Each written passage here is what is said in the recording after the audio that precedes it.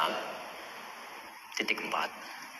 Tolong dijelasin kenapa orang yang mau meninggal dan sudah meninggal umumnya yang takziah membaca surah Yasin. Pertama, apa itu takziah dulu? Apa itu takziah? Apalagi? Baik, ada sebagian mengartikan takziah itu melayat ya. Takziah itu berasal dari kata azza, bukan melayat. Dari kata azza asalnya. Azza ya'izzu, izzatan, ta'ziyatan. Azza itu sesuatu yang tinggi, terangkat, menopang, mendorong. Azza. Kalau ditambah dengan tak depannya, ujungnya ditambah ya menjadi ta'ziyah. Itu huruf taknya menunjukkan makna usaha yang serius. Jadi usaha yang sungguh-sungguh untuk mengangkat, mendorong, menaikkan lagi sesuatu yang turun. Kenapa takziah dinamakan dengan takziah? Pesan Nabi-nya 2. Dengan takziah itu 1, kita bisa mengangkat amalan orang-orang meninggal itu supaya bisa terangkat lagi sehingga disampaikan kepada orang-orang yang belum meninggal dunia untuk diketahui. Makanya Nabi berpesan, "Uzkuru mahasina mautakum." Kalau ada yang meninggal dunia, ayo angkat kebaikan-kebaikannya. Jadi aibnya tutup, kebaikannya angkat. Bukan dibicarakan buruknya. Makanya kita minta kepada Allah untuk berlindung dari keburukan fitnah saat meninggal. Jadi ada orang, maaf ya, hidup dibicarakan, meninggal pun jadi gunjingan juga. Ada yang begitu. Ya coba cek Abu Jahal, Abu Lahab dan abu-abu yang lainnya itu sampai sekarang sudah 15 abad yang dibicarakan keburukannya aja. Dan kita diminta oleh Nabi berlindung pada Allah. Ada di hadis Muslim nomor hadis 588. 4 hal kita ucapkan. Allahumma inni a'udzubika min azabi jahannam wa min azabil qabri wa min fitnatil mahya wal mamat. Dan fitnah saat hidup atau saat meninggal dunia.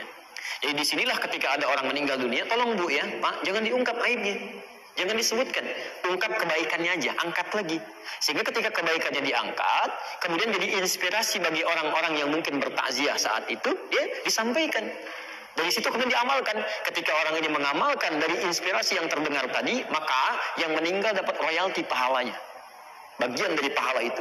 Itu ada di hadis Muslim nomor hadis 1893. Man dalla ala khairin falahu ajruhu mithla ajri fa'ilihi min ghairi an yanqusa min syai'. Siapa yang bisa menunjukkan kebaikan dapat pahala yang sama ya dengan yang mengerjakan tanpa dikurangi sedikit pun. 9 lafaz disebutkan di hadis Muslim. Idza matal insan inqata sa'iru amalihi illa min thalas. Jika manusia meninggal dunia, semua amalnya terputus kecuali 3 yang terus pahalanya mengalir. Terus mengalir. Sedekah jariyah, ya, sedekah yang pahalanya mengalir. Antum simpan mushaf di sini cuma modal 50.000.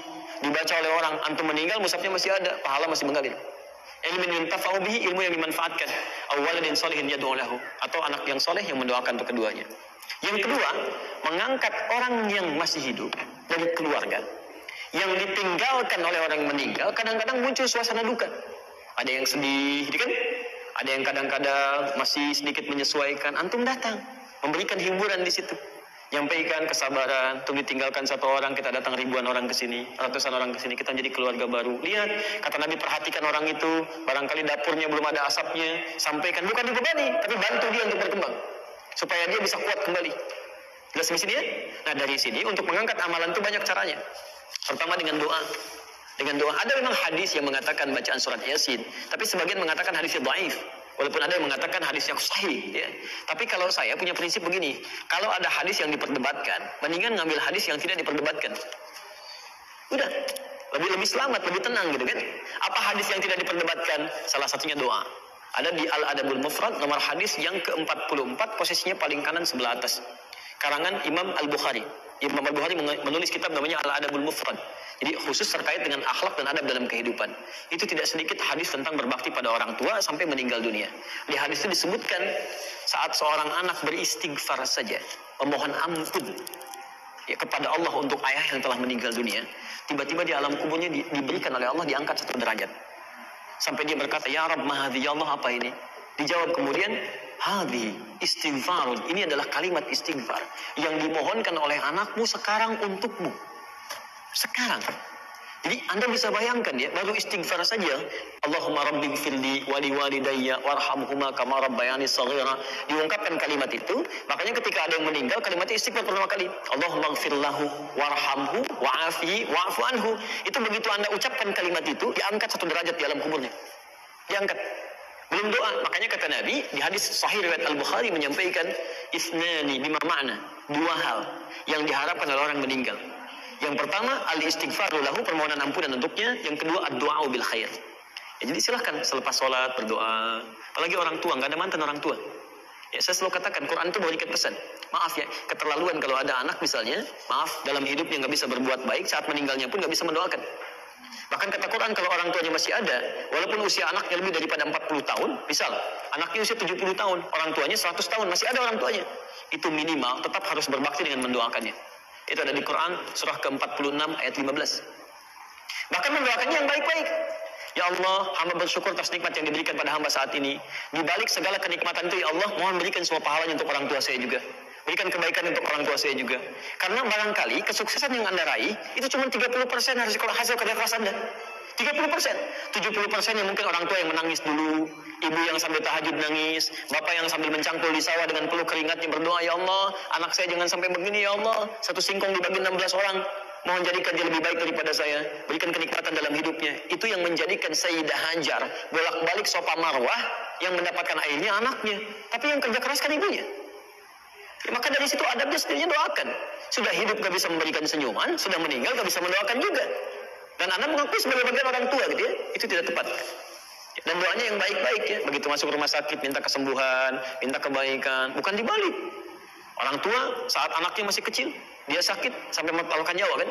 Ya Allah, kalau bisa saya saja ya Allah, kalau bisa ya Allah, tolong berikan kesempatan hidup. Ini kenapa jadi terbalik?